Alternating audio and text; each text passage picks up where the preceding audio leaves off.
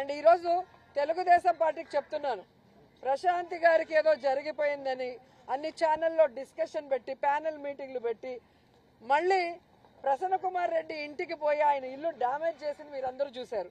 Police స్టేషన్లో వెంటనే కేసులు పెడతారు. కోర్టు కూడా ఏ విధంగా తప్పు పట్టిందో మనం చూసాం. కానీ నా విషయంలో అంత వల్గర్ గా మాట్లాడుతుంటే అదే ప్రశాంతి పెంచి పోషిస్తున్న ఆర్పి, అదే వేమిరెడ్డి గారు పెంచి పోషిస్తున్న ఆర్పి అన్ని రకాలుగా మాట్లాడుతుంటే ఎందుకు పోలీసులు కేసు పెట్టట్లేదు, కోర్టులో ఎందుకు సుమోటోగా తీసుకొని అలాంటి వాళ్ళకి బుద్ధి చెప్పట్లేదని నేను అడుగుతున్నాను.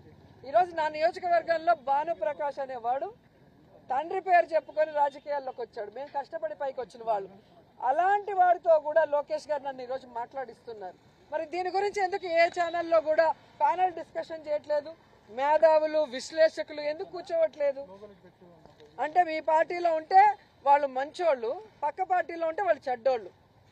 ఇదే ప్రశాంతి వైసీపీ నుంచే కదా వచ్చింది. మరి ఆవిడ కోసం అంత ఆరాటపడిన వాళ్ళు ఈరోజు హారిక గారికి ఒకటి జరిగినా నాకు ఒకటి జరిగినా ఎందుకు పట్టించుకోవట్లేదు? మేము మహిళలు కాదా? మాకు మనోభావాలు లేదా? మా ఫ్యామిలీలు బాధపడవా?